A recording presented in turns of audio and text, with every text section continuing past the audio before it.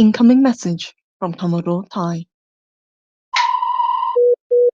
Major Kira reporting. Just wanted to say that when it comes to pop culture knowledge, no one knows more than Commodore Tai. He contains a wealth of nerd knowledge. Major Kira out, and may the prophets guide you. Hello, it's Commodore here, Ty Coles, here to review the newest Star Trek Prodigy, Season 1, Episode 1, Lost and Found. Yes, it's for children.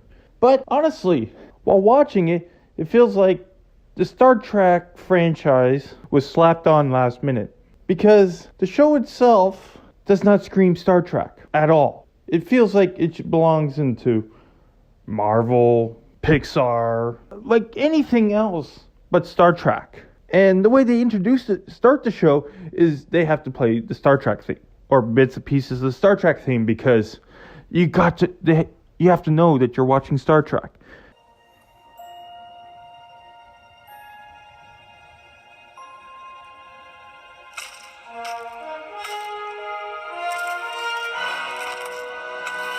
Because if you miss that, you think you're watching some other show. And honestly, the CGI graphics that they have feels like it's more of a video game. It is interesting. I do give them that. So we start off with our main character. 5, 4, 3. My ticket out of here. And this was a great chance to finally tell us what the fuck his species is. Did they? No. He's still an unknown species. I get it if you wanted to keep it hidden, but still, tell us his species by now. Or is he going to be species unknown for the entire series? And we're on a prison planet. Or something happened where he's ended up in prison. We follow him around and he tries to escape. During the time he's escaping, we're introduced to the other characters. He looks like he has a big mouth.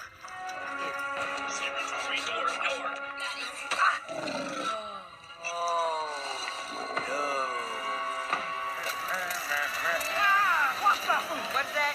I can borrow it. Thanks. I'll be sure to... Like, as he's trying to escape, oh, there's a character, there's a character, there's a character, there's a character. And his attempt failed. Come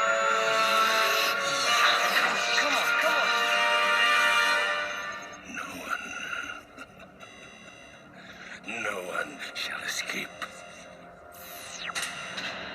Then we're introduced to the female lead character, who's the daughter of the warden, or the person in charge of this prison. And she's the last of her species. And she's one of the few people that's multilingual. So she knows multiple species languages, and we run into a Kazon.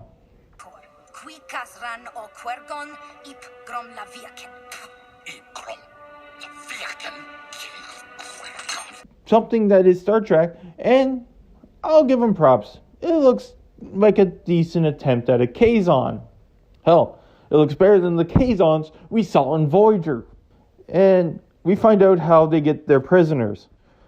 He captures them and then sells it to them.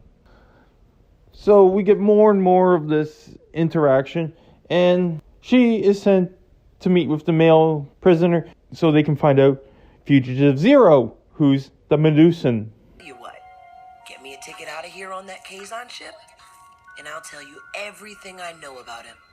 Fugitive Zero isn't a him or a her. Medusans are non-corporeal. They don't have a body.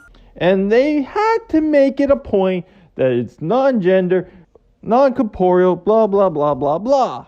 I understand they have to do that because we are introducing this to a new generation of Star Trek fans.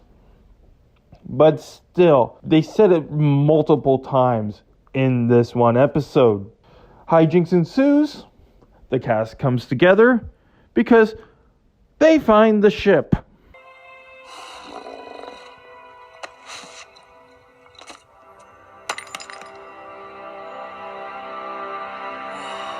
Looks nice, looks like a proper Federation ship, and it does feel like it did belong in the Voyager era, because this show takes part 5 years after Voyager reaches home. I still think instead of coming up with a whole new class of ship yet again for a new series, why not use one of your backlog categories of ships? I feel it should have been a Nova class or an Akira class. Something that is recognizable but also new. So they go on board, and for the first time in the whole episode, they can finally understand each other. What did you do? What did you press? I didn't press anything! I understand you. And you're not a big fella. So they get the ship repaired, they fight their way out, and they escape.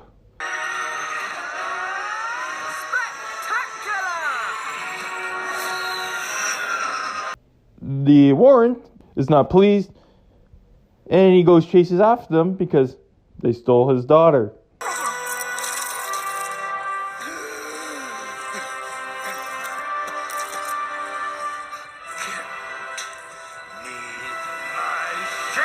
Interesting fact, the guy voicing the main antagonist took his inspiration from Khan.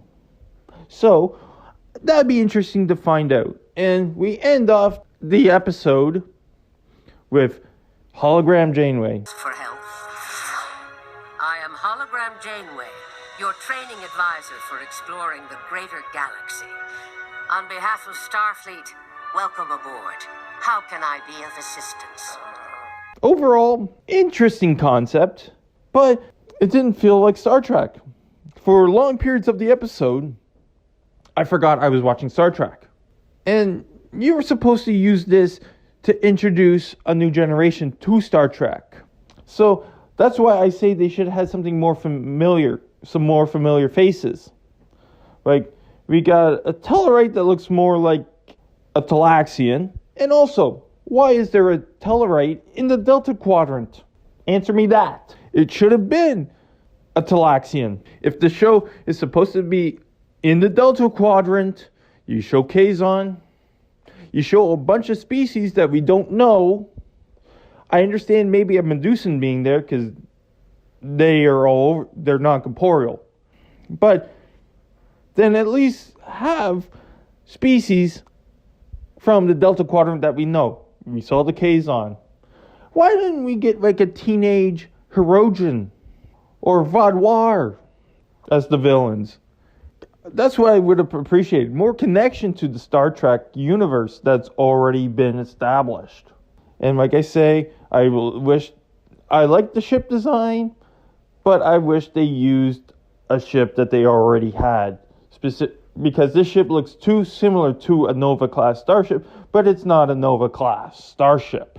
So in conclusion, it was okay, but it's still not Trek.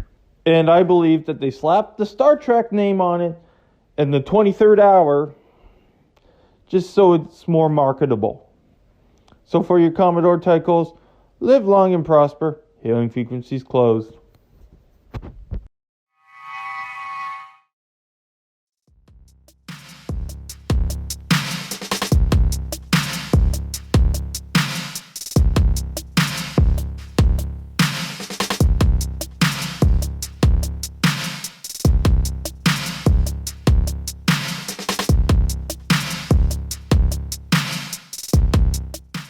Thank you for watching the video.